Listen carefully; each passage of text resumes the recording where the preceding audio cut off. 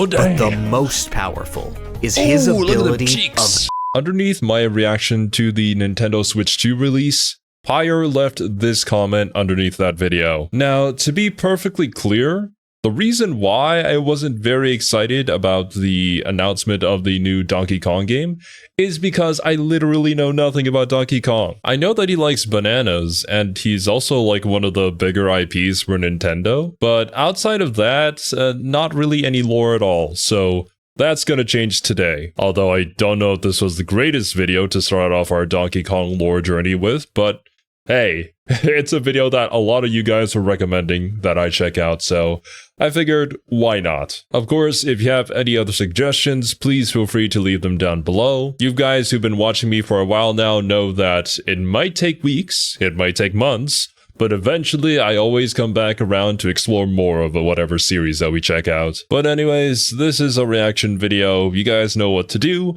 Please go and support the OG video. Link to that is at the very top of the description, as always. The great folks over at the Designing For channel make amazing videos, and they deserve all the love and support you can give. Donkey Kong Country is a very big, very important TV series. You might have heard of it at some point.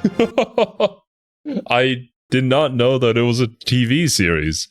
I only thought that there were ever Donkey Kong games. I recall seeing it being like a 2D platformer, I think. Was there also a Donkey Kong game on the Wii?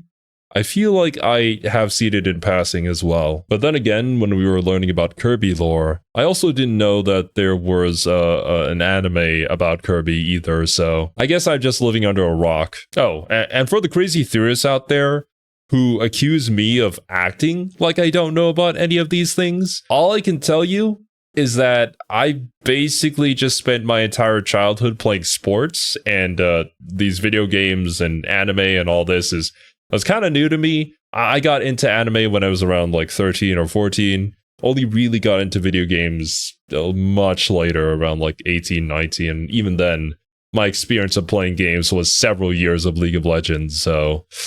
Released in 1997, the Teletoon debut franchise has gone on to be cemented as one of the greatest cinematic milestones in the history of funny video game adaptations. Really? Whilst other shows were often seen as cheap cash-ins, Donkey Kong Country pioneered the use of motion capture technology in order to create a unique form of children's entertainment. That's cool. Where other series reuse simple sitcom concepts with an adventurous theming, Donkey Kong Country bravely reused them without any kind of theme, identity, or even consistency. It was... I don't think that's a good thing. But hey, what do I know? And I suppose that explains why I didn't know anything about this show. I was born in 2000, so this was before my time. I had no chance of even getting to see this on TV. What was my generation watching? I guess a lot of the kids were like really into Ben 10. But for those of you who saw my Ben 10 lore reaction video that I did with Serby, you guys probably know that I don't know anything about Ben 10 and I did not watch that show. My personal favorite was Courage the Cowardly Dog. That was Jimmy Neutron. Those are the ones that I probably remember the best. Was expressionism in its purest form, allowing characters to breathe and become impeccably animated legend. It was far from an overnight success, originally having its episodes broadcast in a random order, but found great acclaim, winning the publicly voted 7 d'Or Award for Best Animation and Youth Program, and being so popular in Japan as to receive both a manga and a card game to fuel the Donkey Kong madness. With enough time, Donkey Kong Country was regarded as a pioneer of the children's television industry, being held in utter reverence every time it is dared mentioned, with legions of fans crying out in pure joy its 2 iconic words: banana. If you do not get this amazing new generation of Donkey Kong madness, you are stupid. Yes, I know, that's insulting, but it's also the truth. But I need not tell you the sheer quality of the show. You can see it right before you. Instead, I wish to dissect one of its more intriguing aspects. To limit its infinite potential for the sake of millions, the Donkey Kong Country cartoon almost exclusively draws from Donkey Kong Country 1 as its inspiration. Dixie Kong is an occasionally recurring character, and the design of Cannon is reused for secondary villain Captain Scurvy, but otherwise, the show exists in a unique stopgap between the first two Donkey Kong Country titles. From this, new characters were born, and among them reigns not just a paragon of superiority, but a being whose mere existence elevates the rest of the cast. Okay, before we get into this though, I would like to say that I do prefer this choice of having it be based off of the game and using actual familiar characters that people would want to see in an animated show. But also, it's sort of set in between the two games, so they have some sort of freedom to work with what they want to work with, right? So often, you'll see a story adaptation that takes place at the same time as the video game, but completely change things for no particular reason, or, you know, because somebody has a bit of an ego. That, or they just don't follow the source material for whatever reason. I don't know why. Why do we keep doing this? Like, a video game adaptation I can think of right off the top of my head that I was quite disappointed with was the Nier Automata anime. And, well, if you guys haven't seen it, you should maybe take a look at it. But if it's your first time ever experiencing Nier, I highly recommend just playing the game. I don't know what they were doing with the adaptation and why they made the changes that they did, which completely ended up changing a lot of the message that was originally supposed to be relayed in the game. And so it just doesn't hit the same way. Granted, Nier is a very unique series with it utilizing the gaming medium to its fullest extent. And it is quite the kind of story that can't be told in any other medium, at least not as well. But regardless of that fact, I don't know why they made the changes. I think I would have much preferred it if it didn't have anything to do with the main cast from Automata. They did have like a unique OC character added into it, but then she kind of just replaced another character that people really liked for some reason. Why didn't you just make like a spin-off for that character and go to a different time within that universe? I think that would have been cool. But yeah, sorry for the rants. The Nier Automata anime hurt me. A very long time ago, this channel used to be like purely an anime reaction channel, and we did watch a few episodes of it, but we couldn't finish it. For Donkey Kong Country created the perfect foil not just to the character of Donkey Kong, but to the very idea of Donkey Kong Country itself. The perfect bully, the perfect villain, the perfect specimen. Bluster Kong. Bluster the benevolent, even has its own song. Spreading joy and love instead the of perfect villain. Like a clod. Bluster the benevolent wins the Nobel Prize for bringing world peace about in the blink of an eye. Good for you. One might wonder how this unassuming ape might ascend to the pantheon of villainous immortality, and they would be fools and right to be laughed at. But we'll take pity on them and explain anyway. Don't laugh at me. I don't know anything about this show, this series.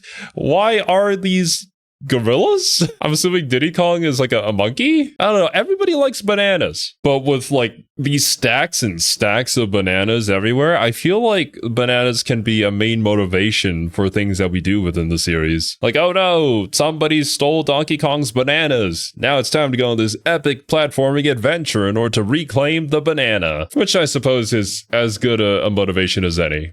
Bluster Kong serves as the unfriendly rival to and bully of Donkey Kong in the series. Now, a rival is defined by their relationship to their foil. both going after the same goal, but having various physical or ideological differences in how to achieve it. A rival, and Bluster gotcha. Kong is utter perfection as Donkey Kong's more handsome reflection. Donkey Kong is the future ruler of Congo Bongo Island, chosen by the Ancient One, Inca Dinka Doo, to lead his people. He is lazy, unmotivated, and exists entirely to seek and indulge in simple pleasures, like fishing and eating bananas whenever possible. However, due to his kind heart, genuine concern for others above himself, and consistent defense of the island's holy relic, the crystal coconut, he's very well loved by his peers. Do you like me? Like a brother. Does Candy like me? Does Cranky like me? Does everybody like me? Sorta. As long as I'm me, how can I lose? This was not the voice I was expecting for Donkey Kong. Bluster Kong, meanwhile, is the operator of Bluster's Barrel Works, the top supplier of barrels in all of Congo Bongo, chosen by his unseen mother to ensure smooth operations. He is shrewd, arrogant, and exists for the exploitation of others for the sake of profit. However, due to the technological innovations that the Barrel Works offer, including satellites, barrels, television, rocket ships, and barrels, as well as the fact that he has more than 2 brain cells, he's begrudgingly tolerated by his peers. Do we use barrels for everything in this universe? What is the importance of bananas and barrels? What is the logic that drives this universe forward? Do people exist in this universe? Or are they all just like animals? I would also like to imagine that Bluster Kong is a representation of Nintendo executives. Hey, here's this really cool tutorial that we made for the Nintendo Switch 2. Only available for digital purchase. Why in the world will I buy that? No! Corporations at their finest. Aren't you a little out of your league, Donkey Kong? I'm the boss, and the boss says lunch is up. There's an obvious comparison to make between the two. Both were chosen to rise to positions of power, both are given begrudging respect from the rest of the island in spite of their flaws, and both relentlessly pursue the hand of the only female within their age range, Candy Kong.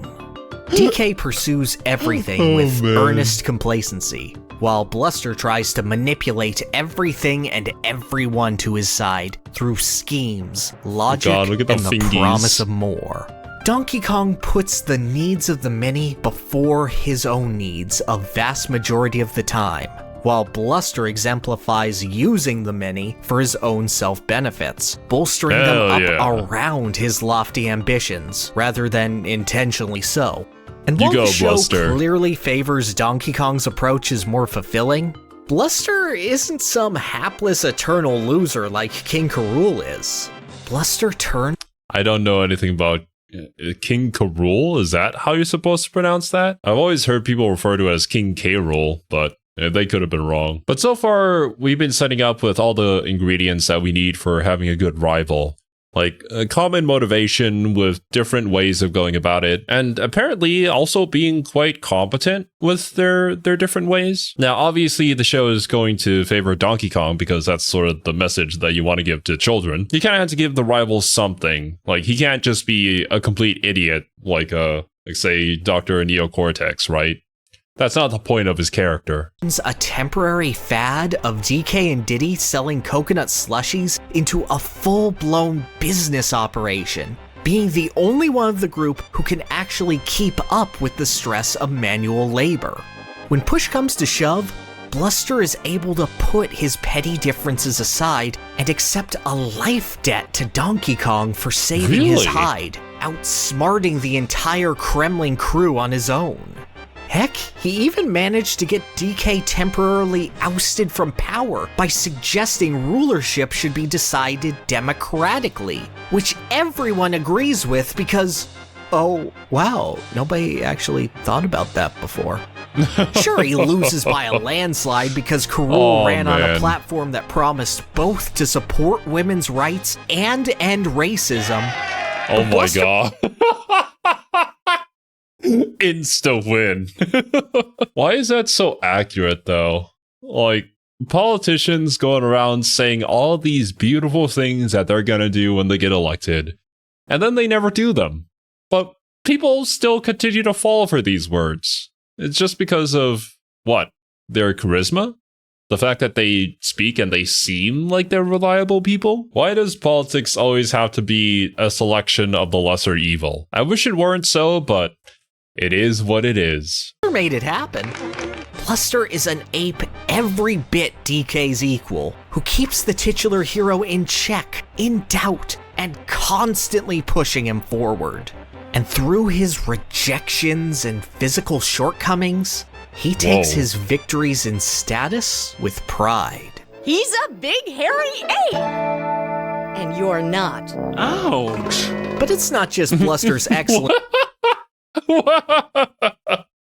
Oh man, I love that. Usually it's supposed to be an insult, but this time around, yeah, it's a compliment. When compared to a smash low-tier lifer that defines him. Go ahead and listen to this line from Donkey Kong. Between me and you, there ain't nothing we can't do. It's like a dream come true. Next on Park Avenue. Donkey Kong, an isolationist ape, knows what Park Avenue, a Manhattan business district, is. I didn't even know this would that. make sense. Cranky Kong used to be from New York / Big Ape / New Donk City. But there comes an interesting... What is the lore here? What is going on? Like, how intertwined is the Donkey Kong lore with the Mario lore? Are they from the same universe? Does it all start from, like, the original game, where you had to jump over the barrels that the giant ape was throwing down? Which, I think that giant ape was supposed to be Donkey Kong, right? I don't know how any of that history started. I just know the game. Wrinkle in the timeline. Park Avenue is distinctly a business concept, and the original Donkey Kong Country does not have an economy. Funky gives you his plane for free, Cranky's advice is free, saving at Candy's is free. Incredible generosity all around. Yet in the show's universe, set shortly after Donkey Kong Country, money has power. And who controls all the money? Yeah, baby. Take a good look. What the heck was that haircut? Bluster is the only economic force on Congo Bongo Island, selling the barrels that make self-defense, transportation, television entertainment, film production, and many other facets of life possible beyond mere minecarts. He even films his own commercials and movies, which others aspire to be in and do his bidding for. Candy Kong works directly under him in hopes of getting a raise or a promotion, in spite of her seemingly being the only employee underneath him. And with all this in mind, guess what happens in Donkey Kong Country 2? There's an economy?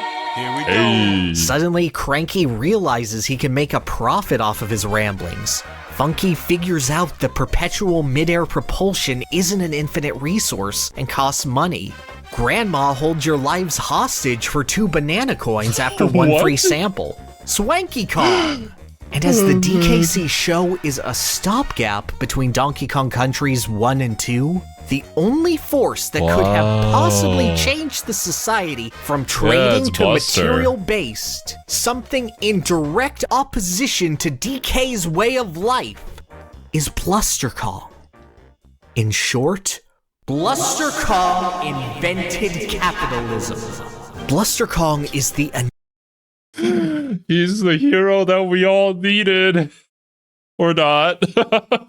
But man, capitalism is such a beautiful thing.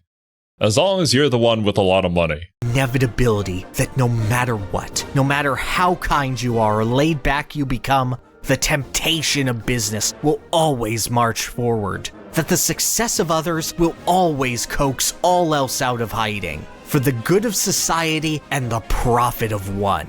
That that no matter how we may laugh at it in its short-sightedness, big business will always endure and find a way to upset the balance of simple life. Man. No matter what, we all must succumb to the desire to make Corporations. money. A little drum music, if you please. Get ready for the hippest ape of them all. Donkey Kong Country, the legend of the crystal coconut, now on video. Hand over the coconut. Based on the hit Nintendo video game, it's the first feature-length 3D animated adventure and features all your favorite characters. I'm sorry, have we met? So get ready for a thriller of a gorilla. Here comes Classic sound Donkey effect. Kong. You'll go bananas for Donkey Kong Country, the legend of the crystal coconut. You now go yours to own bananas. on video. Oh my. 自分の命があと1週間だと思い込んだ刈り上げブラスターが突然親切な男になっちゃった。でもやることは親切どころか大迷 Japanese 惑。 commercials are おまけに crazy. クリスタルココナッツまで行方不明に。これもやっぱりブラスターの I'm not 親 saying 切 this の one せいな in のか。 particular is, but you guys know the ones. There is one final piece to this puzzle. One final step that shows Bluster as the ultimate foil to DK. Bluster Kong is a failed protagonist. This is most obvious in It's a Wonderful Life, where Donkey Kong wishes he never existed. Magically, Eddie the mean old Yeti transports him to an alternate dimension where there is no Donkey Kong, Diddy is a tyrant, and Bluster is entirely unchanged. With the sole exception that he has married Oh my. Candy Kong, who is madly in love with him.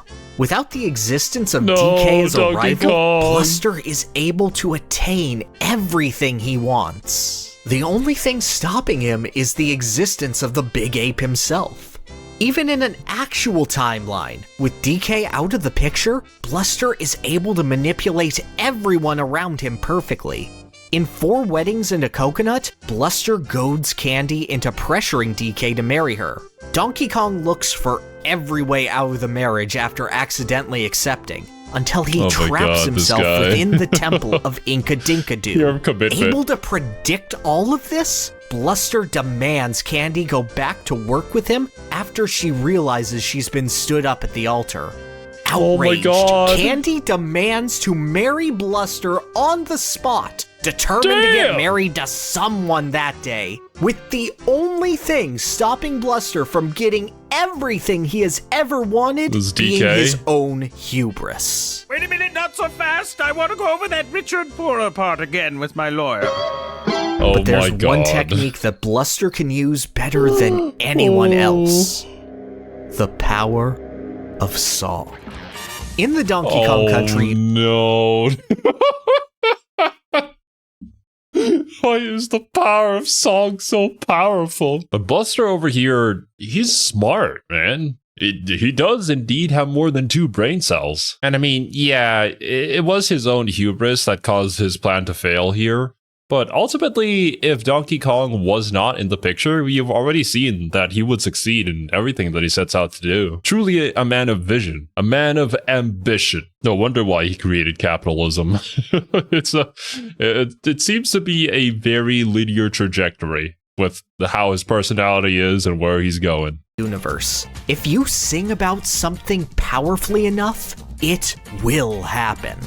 This Yeah. is seen all power of throughout the song. series, including feats such as DK being tricked to think he's a pirate, a love ballad getting K. Rool to completely surrender, and DK making a bunch of Kremlings dance themselves into severe self-injury. You grab him by the waist, Oh. lift him high in the air. If you throw him high enough, and need intensive Oh, care. no. Skip to the beat till you can't feel your feet. But Bluster goes one step beyond. He steals the crystal coconut with zero effort, simply by singing about how sneaky he is. Something King K. Rool never Yes, singing at the top of your lungs, very stealthy indeed. I wish that worked in real life. Maybe then I'd finally be good at stealth video games. Unfortunately, I don't know how to sing, so that's probably my main issue. thinks to do and never gets away with for as long as Bluster did. He creates a love potion so strong that it defies the laws of species, And, of course, Oh when my. he really gets going, he becomes the most powerful force in all of Congo Bongo. Not the hair. And irresistible is what I am, baby. Is this why he got the weird hair? Bluster.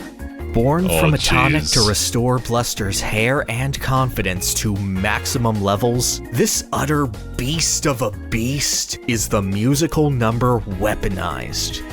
Okay, wait, excuse me? This guy was born from a hair tonic? What are the rules? Do you just sing people into existence too? Is that how that works? Does magic exist? Are bananas magical? With only his voice, he is able to stun everyone around him with sheer animal magnetism. His entire body radiates with irresistible force, which he What can an contain animal. in a single fingertip to explode with the power of a lightning strike at will. He can cause love-struck women to fly through the air just to be at his side. Oh, But the dang. most powerful is his Ooh, look at them ability cheeks. of absolute domination.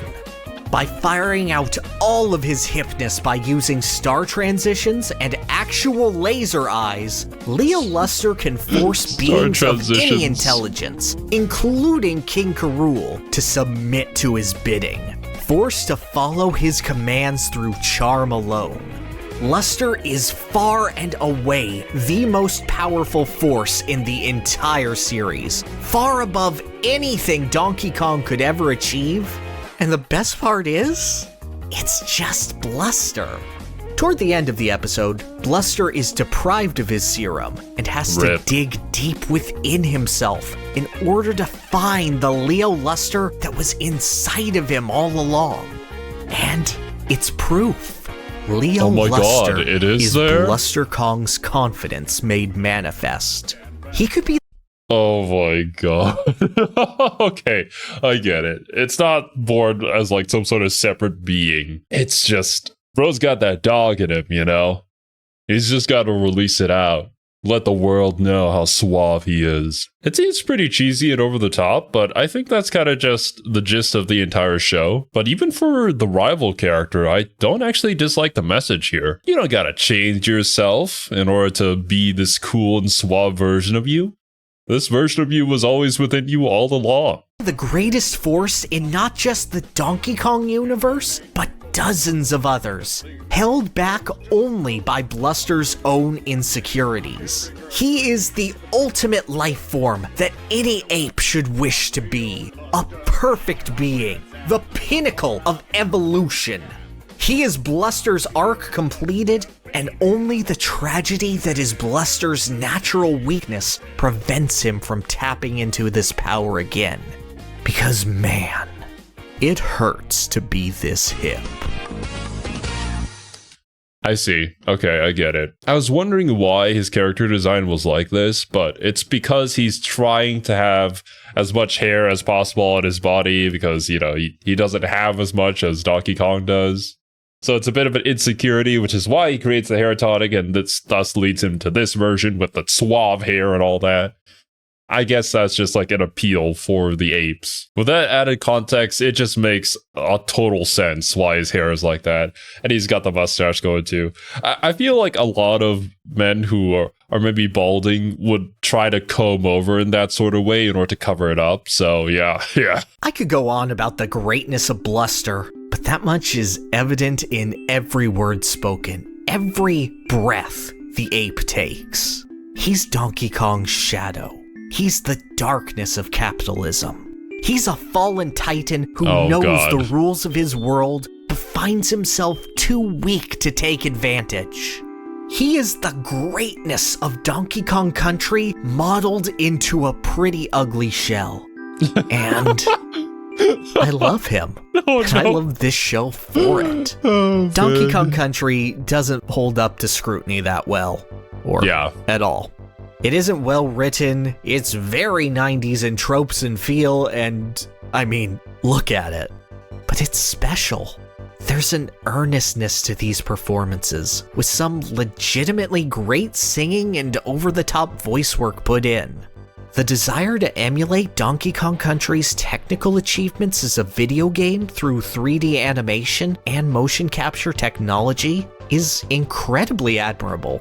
And while it's aged rather horribly, it's fun seeing all of this wild, untrained energy brought to the forefront.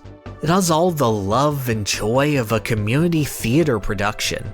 The presentation isn't great, not all the cast is seasoned, but it's clear that there's a lot of heart, and that makes it endearing far beyond quality. That's actually a really good way to put it. And I can understand the sentiment of looking back on it and being like, dang, that show was good. But when you actually go and see it, like, I don't know why I like this so much. There's probably plenty of shows for me and you watching this video. You could probably think of some that you really, really enjoy, but you have a pretty good feeling that you'd rather not go back and watch them because your opinion will likely change. And it definitely has to do with that a bit of added nostalgia, but also just the heart and how that show made you feel during that time in your life. You also didn't really have anything else to compare it to because of how, well, in this case, it was the first one ever to be motion captured, so it just gave off such a different and unique feeling. Perfect for the time that it was released in. And that's why a character like Bluster Kong is still so much fun to talk about. He's an archetype seen dozens of times before, just fit to be a foil of Donkey Kong. But he exists solely to get laughs out of children and make more fun set pieces to mess around with. And the earnestness of his performance has just really stuck with me. So, thanks for listening to the greatest cartoon villain of all time. Thanks for listening to Bluster Kong. Why did I use up my best material on this shit?